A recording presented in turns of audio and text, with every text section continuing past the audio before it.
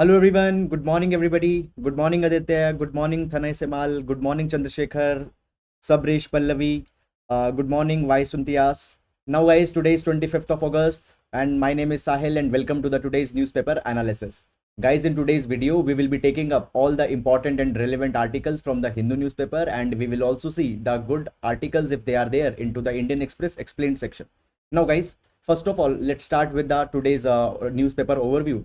And meanwhile friends, whatever the pdf we discuss into whatever the articles we are discussing into the analysis, the pdf are available into our telegram channel. You can go to the telegram channel and can download the pdf if it is required to you. Now guys, taking up the overview, first of all we will be seeing the Indian Express explained section, and this is the first article talking about unlocking value into the brownfield projects. Now this is the national monetization pipeline that has been initiated by the government, and into the yesterday's article already into much comprehensive manner we have taken that what is this national monetization pipeline, how through the infrastructure investment trust in which government is unlocking 6 lakh crore rupees of such assets for the private people. Fine, now government will mobilize the money but the ownership will be staying with the government, so all such kind of things we have seen. Then the sarup of Sikh holy books, nothing important for the UPSC examination. Then guys, the below article, it is talking about the Elgar case and how this particular case is going on. Now it is also not important for our examination. Now guys, moving on to the Hindu newspaper. So this is the page number 1 of the Hindu newspaper, and here we can see that much of the political news with respect to the controversy going into the Punjab, Maharashtra, etc. has been there. Now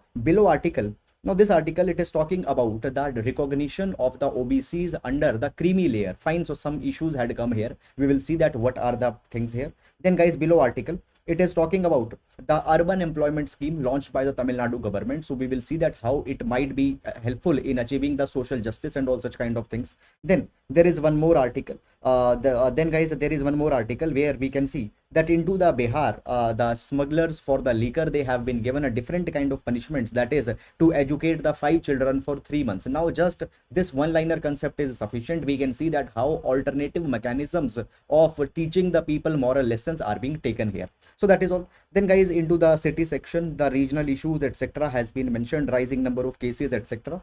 Now this particular article onto the page number 3, going faceless. Guys, this particular thing is a kind of a exercise going into the Delhi, where into the basically transport offices, the government is shutting down the transport offices because all these services will be made available to the people into a kind into the online manner, and therefore guys, it is a kind of a good initiative and you can use it also as an example.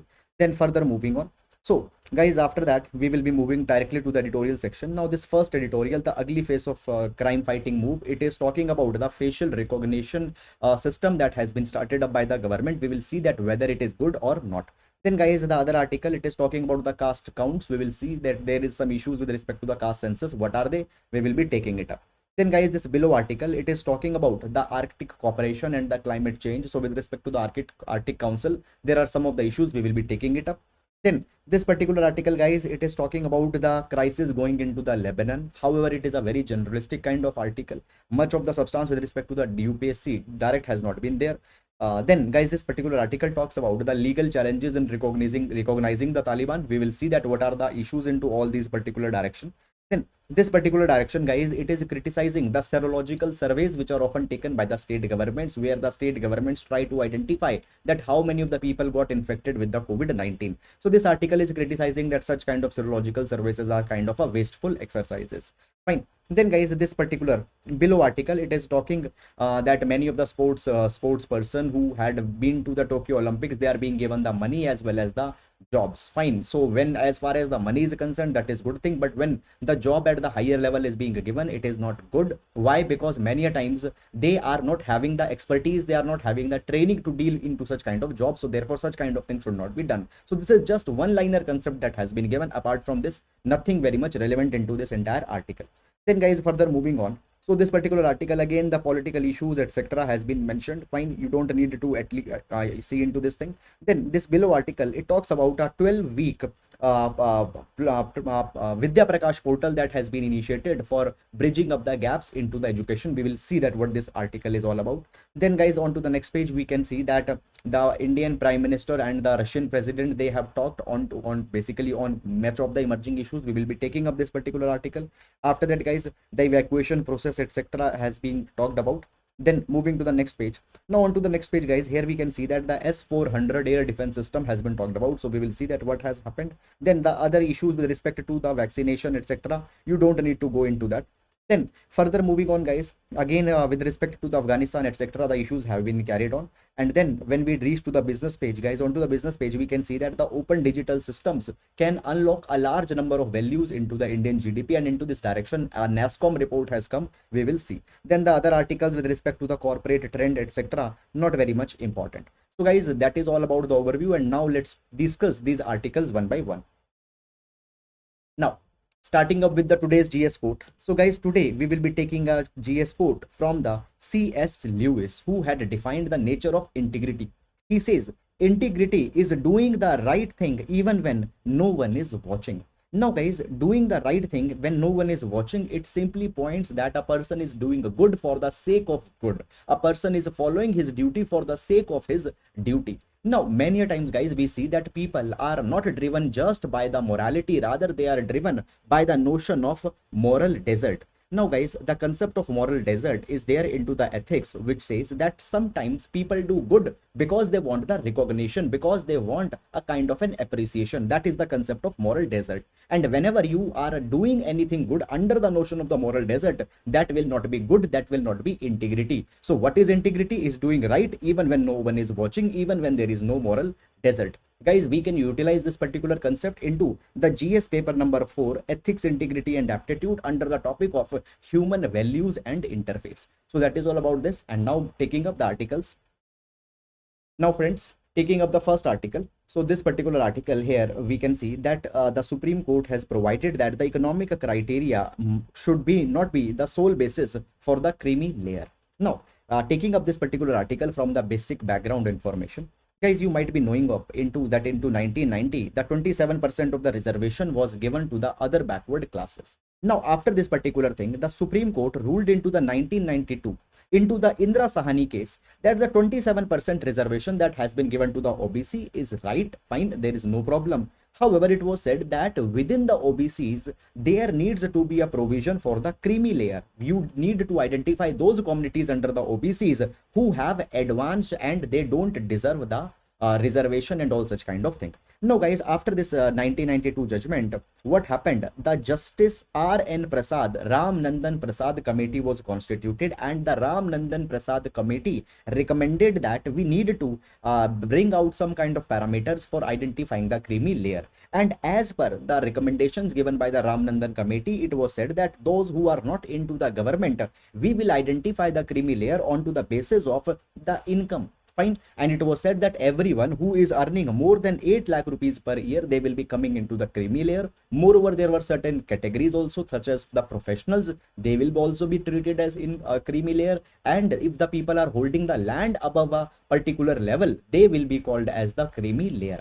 However, when the people into the government jobs were considered, it was said that for those people, we will be seeing their rank and not the income. So there are specific ranks above. If your father or if your parents are working, then you will be given the status of the creamy layer. So basically the rank of the parents will be seen. Now into this particular thing, it has been seen that guys, majorly the importance that has been given is to the economic criteria. When the land is being seen, obviously the economic criteria is being given in consideration. Fine. When your income is being seen, again the economic criteria is coming. And because of this thing, what has happened, many of the state governments, they had outrightly defined the creamy layer in terms of the income, in terms of the money that they are earning. And into this direction, we have the Haryana backward classes reservation in service Services and Admission in Educational Institution Act of 2016. And here the Haryana government has just defined the creamy layer in terms of the money that they are earning. If you are earning above 6 lakh rupees annually, you will be the creamy layer. No other ground has been there. And the Supreme Court says that this particular kind of thing will not be good. Why? Because the social advancement also needs to be an important criteria. You need to see whether the social advancement has been there or not. Just seeing the income will not be good. So here the Supreme Court has reminded the different state governments that you are understanding the entire concept of creamy layer as wrong. Why? Because you are just considering the economic criteria, and into this particular thing many people will not be given the affirmative action, they will not be given the entire social justice, they will be left out. So all these particular things have been provided into this particular article. Now guys, when we talk about the reservation and all such kind of things into this particular direction, you need to understand that the state always works onto the social justice front, and onto the social justice front government needs to always make sure that its ground for the inclusion of the welfare schemes are needed to be such that every section need to get much and much benefit. So guys, this is all what has been carried into this particular article. Please keep it into your mind. And now guys, the OBC reservation and all such kind of things are becoming even more important. So into that thing, it again becomes important. So that is all about this particular article. And now we'll be moving to the next article. Now guys, this particular article, it talks about an initiative that has been taken by the Tamil Nadu, where they have started an urban employment scheme. Now, when we talk about the urban employment scheme, guys, see what has happened. We will be taking some of the background. We are into the pandemic of COVID-19, and into this particular thing around the world, the countries are giving the fiscal stimulus. Now the fiscal stimulus are those policies, are those actions by which more and more money is being pumped into the economy, so that that money reaches the people. People use that particular money to raise the aggregate demand, and when the demand will be there, obviously for meeting that demand, the supply has to be increased. And when the supply has to be increased, obviously you need to procure more raw material, you need to enhance your production, and all such kind of thing is there. So always the fiscal stimulus is given by the economies. Now when the fiscal stimulus is being talked about into that particular direction, guys, what has happened? Into this particular fiscal stimulus, there are the job schemes which are there. Fine, there are basically the minimum employment schemes which are given, and sometimes the countries come out with the universal basic income. Is it clear? Now what has happened? It has been said that into the India, when the rural areas are concerned, there is already the MG Narega scheme which is going on, where it has been provided that guaranteed minimum 100 days of employment will be provided into the unskilled category. If the state government wants to increase, they can increase this 100 days even more. So minimum 100 days have been guaranteed under the MG Narega for the unskilled work. But now if we see what India is saying a kind of an urbanization, and now more and more people are living into the urban centers. So such kind of urban employment guarantee scheme is not there into the India. And it was said that into the aftermath of COVID-19, as a part of a fiscal stimulus, India needs to come out with such kind of an urban MG Narega also. Now the proposal has been there, but guys, largely the government has not worked onto this particular direction. But the Tamil Nadu has now launched 100 crore rupees urban employment scheme onto the lines of the MG Narega. Now it has been provided by the Tamil Nadu that particularly into this particular state, 60% of the total population by the 2036 will be living into the urban centers. So such kind of thing becomes an important prerogative, because always the social justice aims to cover large and more and more number of people. Further guys, now this basically it has been provided that this particular urban employment guarantee scheme will be launched onto the lines of the MG Narega. Fine. And the objective will be to provide the employment to the urban poor people who had particularly lost their job because of the COVID-19. And this particular scheme was recommended by a committee that was headed by the RBI's former RBI governor C. Rangarajan. So on to the basis of C. Rangarajan committee recommendation, this urban employment scheme has been initiated here. Now it has been said that under this particular scheme, the worker will be used into the activities such as the desilting of the water bodies. Now the desilting of water bodies, first of all, it will provide the employment, and secondly, guys, if you remember, just 4 years back into the Chennai, there was a devastating urban flood, and this urban flood was because of the water bodies. They were filled with the silt and all such kind of thing. So this desiltation will be helping into the flood management also. Then into the maintenance of the public parks, these people will be utilized, and into other places these people will also be utilized. Now guys, when we see the urban centers, into the urban centers there are large number of works, particularly the maintenance of the public utilities, maintaining cleanliness and all such kind of things. There these people can be given the employment. This is a very good initiative, and as a case study into the GS paper number 2, you can give the example of the Tamil Nadu.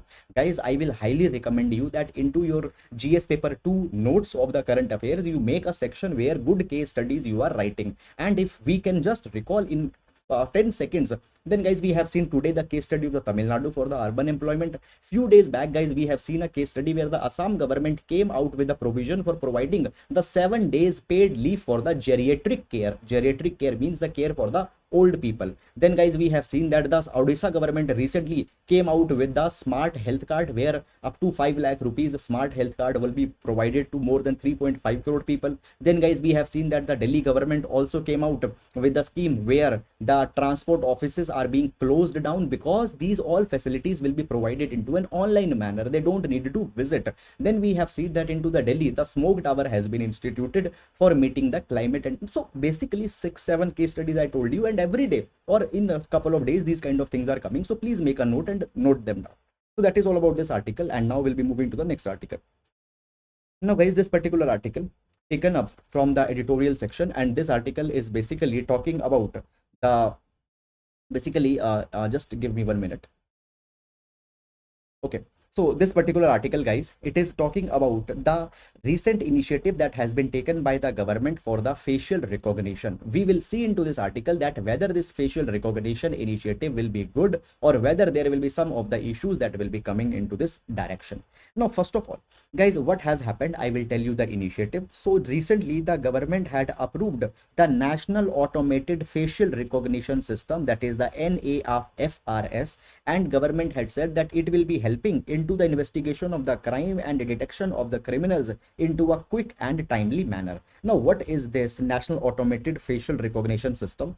So basically, government will be making a very large kind of a database, and into this database the records of all the offenders, their pictures will be stored. Now whenever the government is basically investigating a particular crime, and they need to know a particular person with respect to his criminal history, then guys, they can match a particular person's face into this particular database, and they will get to know that what is the criminal history of that particular person. So basically this kind of a database will be created. Now guys, it has been provided that this particular technology will be making a kind of a digital face print of all the people. Now the face print will be made onto the basis that what is the difference between the forehead, basically what is the distance between the two eyebrows, what is the distance between the nose and the cheeks, and all such kind of things.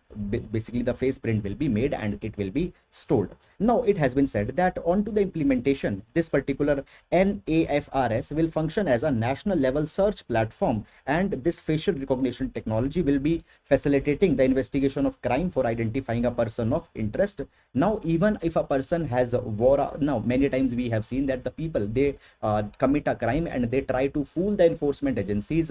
They will be wearing a face mask, they will grow the mustache and the beard and all such kind of things. They might even go for a surgery. Now this particular kind of platform will even recognize a particular person even if they have taken a surgery, even if they have grown up the mustache and beard. Why? Because the face print that has been used here, it will be working onto the algorithmic pattern, which will be very robust, and all these particular into this particular kind of things also they can work effectively. Now it has been said that okay, it looks good, but there are much of the concerns also into this particular direction. Now the concern number first, it has been said that such kind of technology, though it has evolved much, but still it is into a kind of a developing stage, and there is just a 70% likelihood that a person that has been shown basically when you are matching the person, that it is correct. So just a 70% probability is there. So into this thing, many a times the innocent people will also be nabbed, and this thing will not be good. It has been said that, guys, you might not give punishment to the 100 people, but giving the punishment to one person who had actually not committed the crime, it is the betrayal of the justice. So many times the wrong people will be convicted. Secondly, it has been provided that basically these facial recognition software, they are based onto the pre-trained models. Fine. Here it has been said that more it will be given an exposure, more data it will be given, it will be working well. But there are some of the people into the community which are not properly represented. There are basically sometimes the female children, there are some of the ethnic minorities. Now when the ethnic minority is there, obviously much of the data is not there. So when these people are concerned, obviously this particular face recognition software will be faltering, it will not be working effectively. Fine. Then it has been provided that, guys, there is now the right to privacy that has been given by the Supreme Court into the KS Puttaswamy case. It has been provided that the right to privacy is under article number 21. After coming of privacy, whether we can carry up such kind of initiative or not, it also comes into a very gray kind of area. Now, guys, the Supreme Court has also provided that whenever you want to take away the right to privacy, it needs to be done onto the basis of doctrine of proportionality. What is this doctrine of proportionality? First of all, we will understand, and then we will apply to this particular article. So the doctrine of proportionality says that if you want to encourage the right to privacy, there needs to be at least 3 conditions that are needed to be fulfilled. Number 1, it has been provided that there needs to be existence of a law. Whatever you are doing where the encroachment onto the privacy is there, that particular thing needs to be sanctioned by the law. Then secondly, it has been provided that there needs to be a legitimate need. There needs to be a legitimate state interest which will be fulfilled when you are breaching any person's right to privacy. And third, it has been provided that the measures that are being adopted, that they are needed to be proportionate. It has been provided that this NAFRS, it fails on all of these particular tests. First of all, it is being said that whatever the thing is taking away the right to privacy, it needs to be sanctioned by the law. Now this NAFRS has not come with the law, it has just come as an initiative by the executive. So the law has not been there. Then second ground has been there that it needs to fulfill the legitimate state interest. Now all the time, whether for the state interest it will be used, this thing is not very much clear. Many times for the political purpose also such kind of thing will be utilized. So this second ground has not been fulfilled. Then third, it has been said that there needs to be the proportionality also. Now onto this particular thing, it has been said that when such a large data set will be created, obviously this particular data set will not be proportionate for the investigation or such kind of things. Now it has been said that not only the data sets will be maintained for the criminals who have done the crime into the past, but today we can see that there are large number of areas where the CCTVs have been established. It has been said that by the CCTV, even more and more data sets of the innocent people will also be created. So keeping such kind of big data will not be proportional just for the investigation. So onto these 3 particular grounds, it fails, and therefore under the doctrine of proportionality, this particular initiative doesn't qualify. Then next problem, it has been said that what will happen, this facial recognition technology will disincentivize the independent journalist. Even the people will fear to assemble peaceably without the arms, because it will be seen that their pictures, their photos will be captured into the CCTV, their name will be coming into a record, and then laterwards they might be intimidated onto that particular basis. So into this thing, it will also not be effective. Then further, it has been provided that, guys, this basically there needs to be the adequate safeguards also into this thing, because the police personals, they might routinely be using these facial recognition technologies even into the matters where it is not required. So the accountability measures are also not there, strict provisions are also not there into this particular law. So therefore this national automated facial recognition system needs to be reconsidered. And then, guys, apart from this, there are some other concerns also. For example, even if you know right now the personal data protection bill, Fine. It has not been passed into the parliament. Now the personal data protection bill, it has been given the extension after the extension. It was recommended by the B.N. Shri Krishna committee around 2 years back, but even till now it has not been cleared. So basically, even if it has been misused, people will not be having any particular recourse for the justice, because the privacy as a matter of right has not been given by the legal framework. So into this direction, such kind of thing should wait, and we need to deliberate more onto such kind of things. So that is all, guys, about this particular article. I hope you have understood it, and now we'll be moving to the next article. Now this particular article taken from the Hindu newspaper, and guys, it is talking about the climate change and the Arctic cooperation. Now what this particular article is all about. Now guys, first of all, here onto this particular map, we can see that this is the Arctic Circle, and all these particular countries, they have a particular presence into the Arctic region. Now the Arctic region, this particular region is most of the times covered with the snow. Now the Arctic region has become much important because of the two reasons. Reason number one, the recent studies have indicated that this Arctic region is having large number of mineral resources. Fine. And because of this thing, the countries have shown an interest for the Arctic drilling. Is it clear?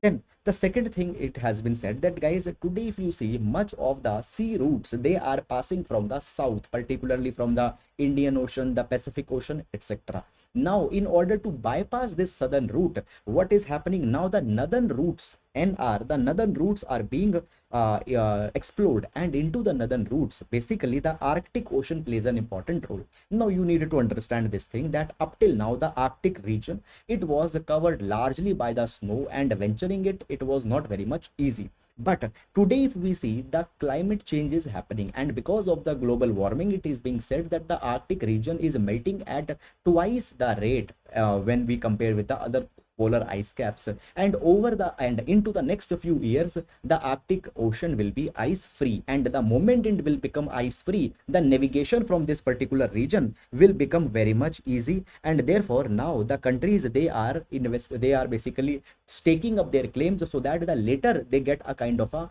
maritime navigation rights into the Arctic region. So therefore the region has become very much important, again I will tell, because of the mineral oil potential, and second, because of the navigation routes that will open after the ice will melt here.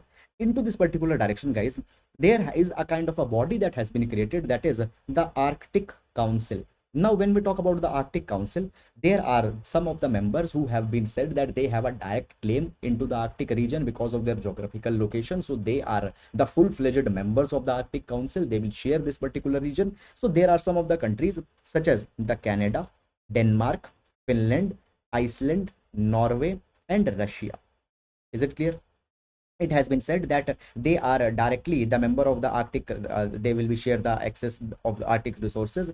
Then there are also the Sweden and USA. After that, it has been said that apart from these 8 countries, there are some of the 6 observer members also. These are the China, Japan, India, Italy, South Korea, and Singapore. Fine. So guys, there are the 8 members who are the full-fledged rights over the Arctic, and then there are the 6 observers. Now it has been said that when we talk about the Arctic Council, after the end of the Cold War, this particular region was peaceful, there was no problem. However, the tensions have started after the 2007. Why? Because in 2007, Russian explorers, they planted their flag onto the seabed into the Arctic region just below the North Pole, and they said that the Russia have the claims into the Arctic. Now why in 2007 Russia did this particular thing? Because by this particular time, both of the theories that this particular area will become ice free, as well as the mineral resources are there, it was established. Now into this particular thing, the countries such as the Canada and USA, they become very much angry, and they said that this is not the 15th century that you will just post your flag anywhere and you will say that this particular region belongs to me. We cannot allow this particular thing, and therefore the Arctic Council was created, and basically all these 8 countries, here you can see into the blue, they said that we all have the stake into the Arctic. And since then, guys, basically the condition for the Arctic region is going down. Why? Because sometimes there is the drilling operation that are being carried, sometimes the exploration that are being carried, and therefore the region which was once peaceful has now become problematic. Here it has been said that after 2014 even the crisis became even more. Why? Because guys, in 2014 the Russia and Ukraine crisis had happened, and because of this particular thing the world countries, they are saying that Russia is becoming revisionist, Russia is becoming assertive, Russia is becoming aggressive, and that assertiveness Russia will also show into the Arctic region. So therefore what has happened, because of this particular thing the countries have become concerned, and the militarization of the Arctic Ocean is going on. But it has been said that we need to keep in mind the existential threat that the entire humanity is facing. We have just seen that the IPCC 6th assessment report came out, and into that it has been said that the climate change is real, and the climate change will pose much of the problem to the world as a whole. So it has been said that we need to understand that the environmental priorities are much more important, and the military economic issues, they should not be the major consideration. Countries need to unite, and they need to understand the real dangers of climate change that will be coming if the Arctic will not be handled into a sustainable manner. Further, according to the World Climate and Security Report of 2020, it has been provided that the Arctic is warming nearly twice as fast as the rest of planet, and onto a consecutive world record level. This particular thing is happening since 2014 particularly. Now this particular year the COP26 is going to be held into the Glasgow, and there we also need to understand that the Arctic also needs to be taken into a sustainable manner, and consensus needs to be built over this entire region, so that unrequired militarization and such kind of things are not carried here. So that is all about this particular article. I hope you have understood it, and now we'll be moving to the next article. Now guys, this particular article, it is talking about that the legal challenges are there into the recognizing the Taliban. So two of the important dimensions have been covered here. And guys, with respect to the GS paper number 2, international relations issues into the neighborhood, we can utilize this particular article. By the way guys, I have said you very clearly that you don't need to go into the ball by ball development, day to day development into the Afghanistan issue, but some other issue has been mentioned here, so we are taking it. Now number one, it has been said that a kind of an international debate has now opened up with respect to recognizing the Taliban. Fine, whether we should recognize Taliban or not, this is the first question. Question number 2, if it is being recognized, onto what grounds it is to be recognized, that is the question, next question that comes. And guys, into this capacity we need to see that there are some of the countries such as the Russia and China which have already said that they are willing to recognize the Taliban, though they have imposed some of the conditionalities, but they are very much willing to recognize the Taliban. Now, it has been said that first of all, the question number 1, that why the recognition of any particular government or any country becomes important. It is important because of some of the factors. Number 1 factor is that, guys, there are the countries which are having the international obligations. So to make them fulfill those international obligations, there is some particular party that is to be recognized. So therefore, a recognized government plays that particular role. The international communities will be negotiating with that particular entity only. Then secondly, it has been said that there is also the need for carrying the domestic reform. There are the domestic obligations onto a government. So therefore, the recognition also identifies that actually who is responsible for the fulfilling of domestic obligation. Thirdly, guys, when into a particular country a human resource violation is going on, then also we need to identify that with whom we can talk onto that particular issue. So therefore, the countries, they wanted to get recognized, and when a country gets more and more recognition, its legitimacy into the world increases. Now the Taliban is asking the world countries that they should recognize them, that they are the legitimate rulers. Fine. And into this particular thing only, the Taliban is coming out with the narrative also that okay, we will not do any kind of harm for the human rights and all such kind of thing. So therefore, this is the issue with respect to the recognition. Now for the recognition, there are the two grounds. Ground number 1 is the effectiveness. We see that if the government is effectively controlling the territories, if a particular entity is effectively controlling the national institutions such as the central bank and all such kind of thing, Now, into this capacity, if we see Taliban, there is no doubt that the Taliban has fulfilled the ground of effectiveness. Number one, they had captured the much larger land into the Afghanistan. Number two, they are controlling the population into the Afghanistan. And number three, they are also controlling the institutions such as the banking institution, monetary system they are controlling, and all such kind of thing is there. So therefore, there is no doubt that onto the ground of effectiveness, Taliban could be recognized. But there is one more ground also, that is the democratic legitimacy. Now, onto the ground of democratic legitimacy, we also need to see that whether the people onto whom a particular entity is staking a claim, whether these people also want to associate with that particular regime or not. So onto the ground of the democratic legitimacy, there are some of the problems with respect to the Taliban. Number one, we can see that the people are not entirely happy with the Taliban. Even you might have seen the pictures onto the Kabul airport, that how desperately they want to run away from the country. Secondly, it has been said that when we see a particular entity, we also need to see that whether the rights of the people, they will be upheld or not. So onto that particular aspect also, the Taliban as a democratically legitimate entity, we cannot say that they have fulfilled this particular column also. Now, when we talk about the doctrine of the democratic legitimacy, into this particular guys, we have seen that this doctrine has led to some of the countries that they have given the de jure recognition onto some of the entities. Now, what is this de jure recognition? Guys, there could be two examples that we can take to understand it into a better way. See, there is basically government of Yemen, that is the government led by the Mansour Hadi. Now the Mansour Hadi government is in exile since 2015. Fine, they actually are not having any controls, they are into the exile government, but to this particular government the de jure recognition has been given by many of the countries, that okay, though you might not be having an effective control, but rightfully you have basically the people they basically connect with you.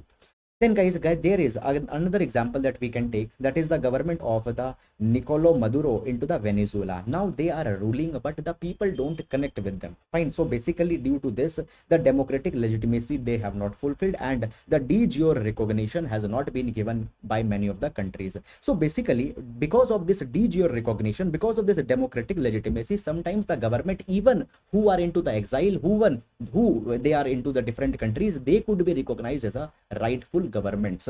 So onto this particular ground, the Taliban might not be recognized by many of the countries. Is it clear? Now guys, when we talk about the India has the entire right that they might withhold the de jure recognition of the Taliban regime. Why they can withhold the de jure recognition? Simply because they are not the democratically elected kind of government. The people, they are not recognizing the Taliban. So onto this particular ground, India can withhold the Taliban's recognition also. So these are the guidance, the issues with respect to the challenges in recognizing the Taliban's regime. So that is all about this particular article. I hope you have understood it, and now we'll be moving to the next article.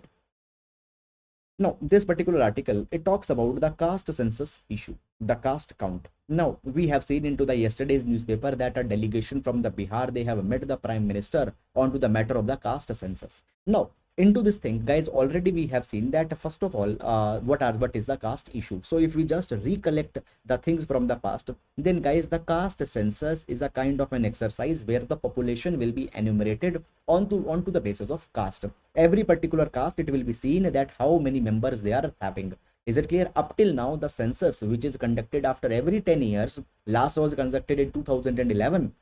Into this particular census, we just see the scheduled caste and scheduled tribe population. The elaborate census for every caste we don't do.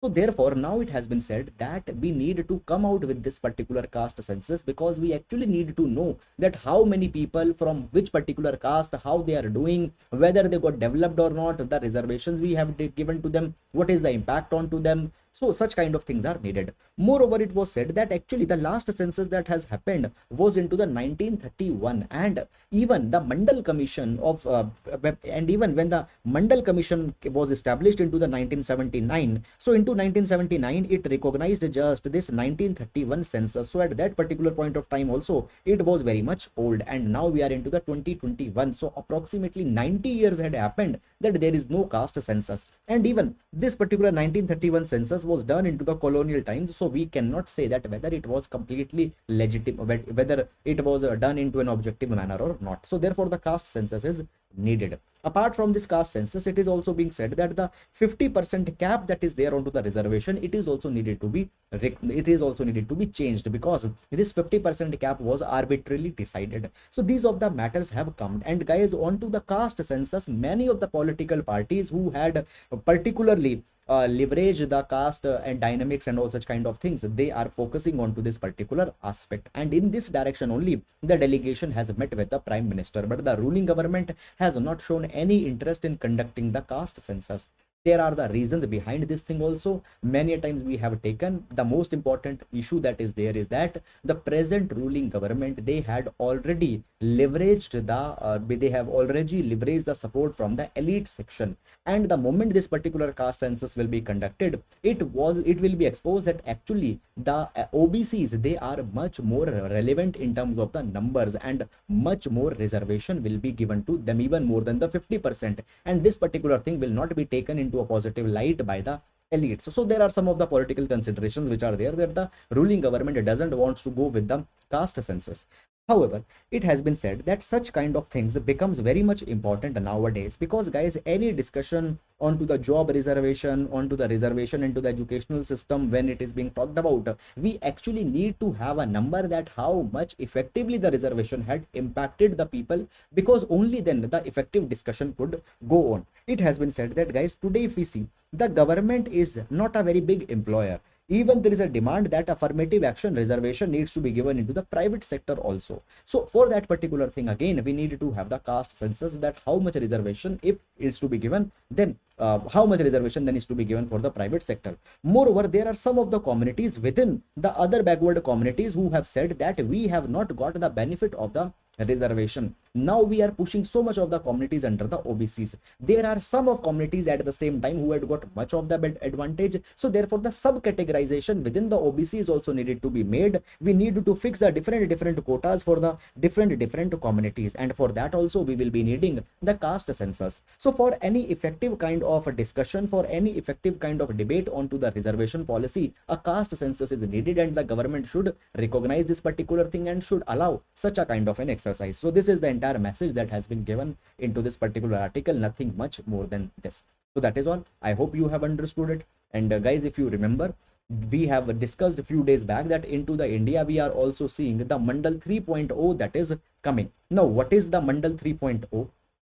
Mandal 3.0 is the new phase into the politics of India. Fine, we have said that after the 1980s, India entered into a distinct political trajectory, that is the Mandalization of politics. Now this Mandalization of politics have seen some of the distinct phases, and now we are entering into the Mandal 3.0 with the demands that are being raised onto the caste census and revising this 50% cap. We already discussed it into our previous newspaper discussion, guys. I hope you have you are remembering it. So that is all about this article, and now we will be moving to the next article. Now this particular article, guys, it is talking about a new initiative that has been started by the government, fine, to bridge the gap for the students. Now first of all, let's take the background first, guys. What had happened, we have seen that the schools were closed because of the lockdown, and now the states are gradually reopening their schools, so children will be going back to the school. But guys, what about the children, such as the children into the class first? Because for last 2 years they have not been to the schools, and whatever the education was given to them earlier, they might have forgotten them. So therefore a kind of a bridge course is needed for the toddlers, for the young students. And into this particular direction, guys, what has happened, the Vidya Pravesh module has been started by the government. Now this Vidya Pravesh module, it is a 12-week play-based module, fine, and into this play-based module, the school authorities will be helping the students to make a transition from the online education to the physical education. Now into this particular module, the detailed plans have been laid out, that the activities, games, art integration, storytelling, etc. are needed to be used, so that the easily students can be transitioned to the offline education. Now it has been provided that this particular Vidya Pravesh portal will not just be bridging the gap, but will be helping to meet the 3 developmental goals of the education. Now what are the 3 developmental goals of education? Goal number 1 is increasing the numeracy skills into the student. Goal number 2 is to increase the reading skills into the students, and number 3 is to bridge the students so that they can carry the effective learning into the schools. So all these three goals will be fulfilled by this Vidya Pravesh module. Now guys, it has been provided that for children to maintain good health and well-being, it also includes a focus onto the physical health development, onto the motor development, onto the socio-emotional development. The students will also be conditioned with respect to the nutrition, safety, hygiene, sanitation. Now the hygiene and sanitation had become very much important into the COVID-19, and into that particular thing also the students will be sensitized. So guys, this Vidya Pravesh module we can again utilize as a case study into the answers related to the education, which will be important under GS paper number 2. So that is all guys about this particular article. Please do note it down and use into your answers. So that is all here, and now we'll be moving to the next article. Now this particular article guys, here we can see that the discussions have been held between the representatives of the India and Russia, and even some of the countries they are there. We will take this particular article. Actually, two developments had happened, and one by one we will be taking up. Now the number one development that has happened is the BRICS National Security of Advisor level meet has been conducted. Fine. Now guys, when we talk about, so first of all about the BRICS, it stands for the Brazil, Russia, India, China and South Africa. Now this BRICS is a kind of a summit level meet that has happened, and guys, the first of all acronym BRICS, it was formulated in 2001 by the economist Jim O'Neill, who said that actually the four countries, that is the Brazil, Russia, India and China, they have much of the potential and they need to come together as a grouping so that collectively they can gain the economic development. So the Jim O'Neill, it proposed the BRIC as a kind of acronym in 2001. And in 2006, the four countries, that is the Brazil, Russia, India and China, South Africa was not there. So these four countries, they have conducted informal diplomatic coordination through the foreign ministers meet in 2006. Now this foreign ministers informal meet was successful, and it was said that we will make this particular summit level meet as a permanent mechanism. And therefore what had happened, since 2009 the BRICS summit has held. Now in 2009 the BRICS summit held into the Russia. After that guys, the South Africa also shown a kind of a willingness, and the South Africa invited to join the BRIC, and since then it became the BRICS. So it became BRICS in December 2010, and since 2011 the South Africa is also participating. Now guys, when we talk about the BRICS into the 2021, so basically 2021 BRICS will be hosted by the India. Is it clear? And next month the BRICS summit will be held, which will be chaired by India, and for that particular thing only the BRICS National Security Advisor level meet has happened. They will be laying down the ground that what will be the issues that will be discussed into the BRICS summit that is going to be held next month. Now guys, they have said that the regional and global political security scenario, it will be discussed, particularly in reference to the developments that are going into the Afghanistan, Iran, West Asia and the Gulf. All this particular region as a whole, we will see that how the cooperation can be achieved and how the region can be instilled with the stability. Further, it has been provided that into the BRICS, the threats with respect to the national security, cyber security, etc. will also be taken up. Moreover guys, the representative, that is the national security advisor from all the four countries, they also recommended that the BRICS counter-terrorism action plan should also be discussed. Fine. So these are the things which have been taken up into the NSA level meet for the BRICS, and probably these things will again be discussed into the next month summit that is going to be held.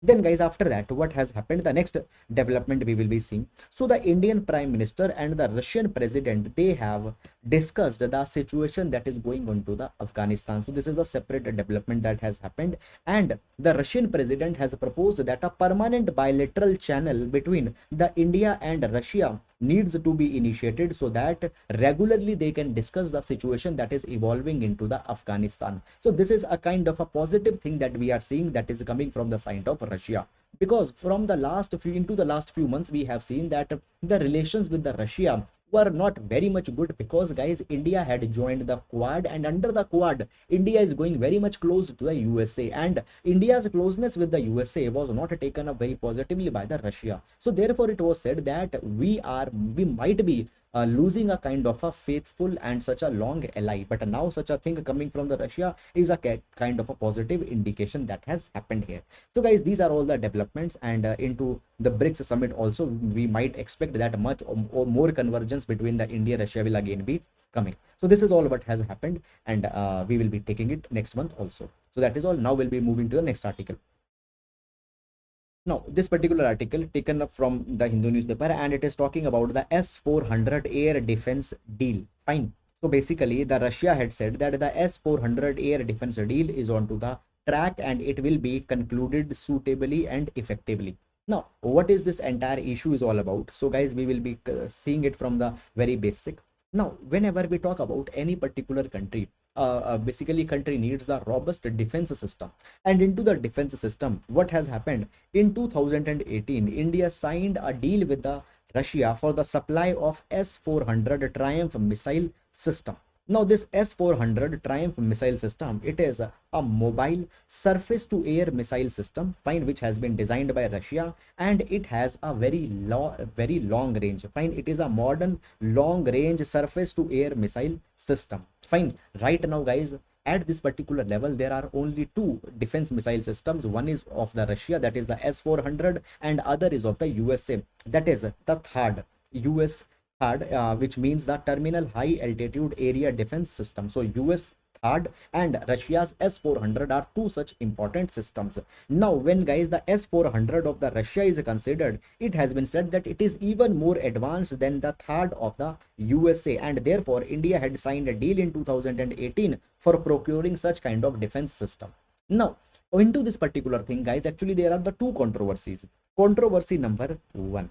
Controversy number one is that USA and the Russia, they are not having the good relation. And into the USA, there is the Caste Act, which stands for Countering America's Adversaries Through Sanctions Act. Now, under this particular Caste Act, USA had said that we will impose sanctions onto the Russia, and if any country will go for much of the strategic trade with the Russia onto that particular country also, we will impose the sanctions. Now guys, as India is procuring the S-400 system from the Russia, many a times there are the apprehensions that onto the India also the sanctions might be imposed through the Caste Act, that is the Countering America's Adversaries Through the Sanction Act. However, USA had given a particular kind of a relief to India also, when USA said that okay, if you are procuring the S-400, we might not be going for the primary sanctions against you. So that is the good thing that has happened. But guys, at the episodic level, again and again, this particular issues get reignited, that as the relations are changing between the US and Russia, that India will not be allowed to procure the S-400 for which the deal has been signed. And into that particular defense only, guys, it has been clarified that the S-400 air defense deal is onto the track. Then the next controversy that comes here into this particular direction is that, guys, this particular S-400 is being given to the India, but it is also being given to the China, and China is the adversary of India into the present times. So therefore, India has not taken this particular thing into a kind of a fair manner. Moreover, we cannot completely blame Russia, but because guys, Russia is just going for the strategic trade, and if the China will also procure it, India will also be procure it, obviously India will not be having an upper edge into this thing.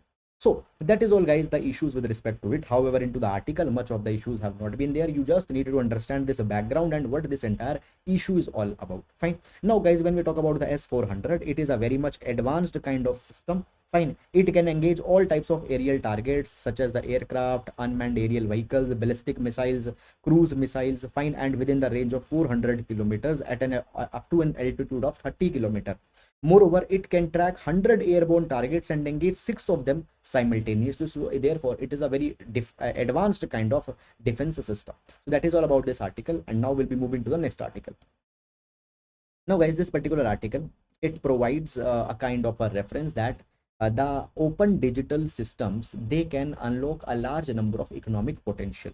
Now, when we talk about the open digital systems, it has been said that they can provide the economic opportunities worth $700 billion by 2030 to India. Now, into this particular direction, the study has been published by the NASSCOM. So basically, NASSCOM had said this 700 potential will be reached. Guys, if we today see, there are 3 such kind of open platforms. You can see that today there is Aadhaar, there is the UPI, and there is the COVID. Particularly if we pick the UPI, you might have seen that the UPI had opened up so much of the opportunities, particularly for the businesses who are not that much big. Today they are accepting the payments online because of the UPI. Earlier, if they have to achieve the accept the online payments, they need to go with the basically card reading, POS terminal machine, and all such kind of things, and they have large number of cost, etc. Fine, and the small business were not into the capacity to invest that particular kind of thing, to invest that particular kind of cost. But by coming of the UPI, such large opportunities have come.